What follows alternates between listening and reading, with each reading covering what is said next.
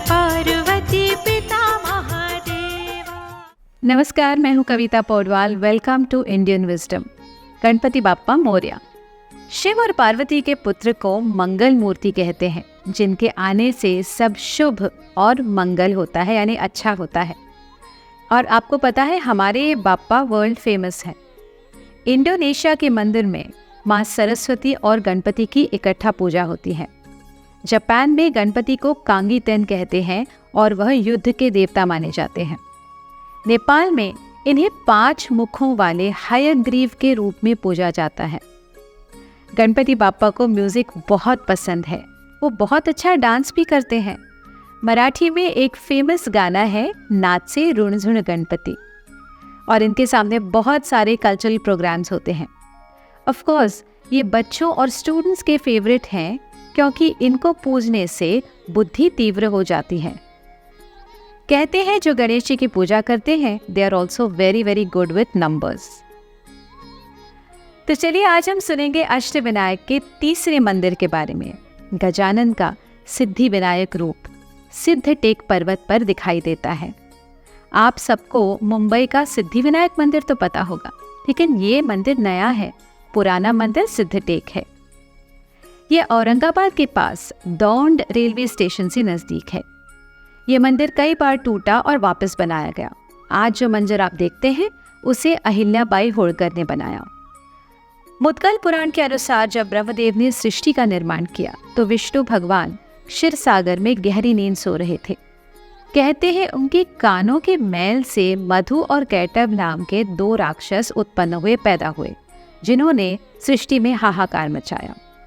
विष्णु भगवान की जब नींद खुली, तो उन्होंने 5000 वर्षों तक मधु कैटभ से युद्ध किया, लेकिन वो जीत नहीं पाए। तब ब्रह्मदेव ने उनसे कहा कि आप गजानन के सिद्धि विनायक रूप की उपासना कीजिए। उनसे आपको सिद्धि प्राप्त होगी, तब आप मधु कैटभ को हरा पाएंगे। और ऐसा ही हुआ।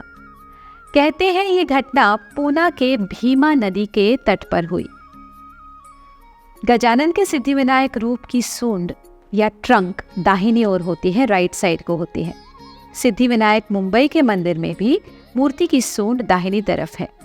इसका मतलब बाप्पा का ये रूप तंत्र विद्या में और सिद्धि प्राप्त करने के लिए पूजा जाता है। इस बाप्पा की पूजा थोड़ी सी टेक्निकल और कठिन होती है। उनके इस रूप को चंद्र और सूर्य भी प्रणाम करते हुए दिखते हैं। ऐसा कार्विंग सिद्ध टेक मंदिर में आज भी दिखाई देता है। सनातन ये मानता है कि संपूर्ण ब्रह्मांड एक साउंड के वाइब्रेशन से बना है, और वो साउंड है ओम। भगवान गणेश को ओमकार का स्वरूप माना जाता है। हर शब्द, हर मंत्र की शुरुआत हम ओम से करते हैं। कहते हैं ओम शब्द से जिस काम की शुरुआत होती है, वो काम हमेशा अच्छा होता है।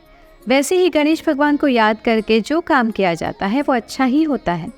आज की कहानी का शीर्षक है, जो होगा अच्छा होगा। एक राजा हुआ करते थे जो बड़े घमंडी थे। उस राजा के मंत्री गणेश के भक्त थे। वो हमेशा कहते थे, मेरे गणपति जो करते हैं अच्छा करते हैं।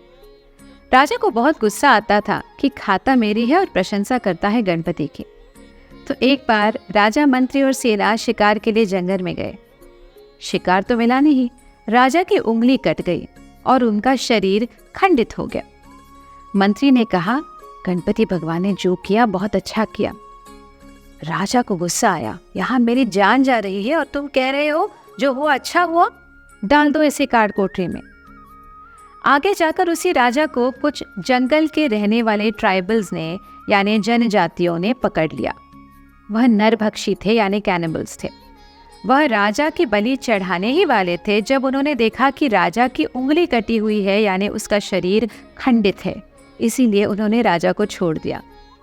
फिर राजा को तुरंत याद आया उसके मंत्री की बात, और उसने मंत्री से क्षमा मांगी।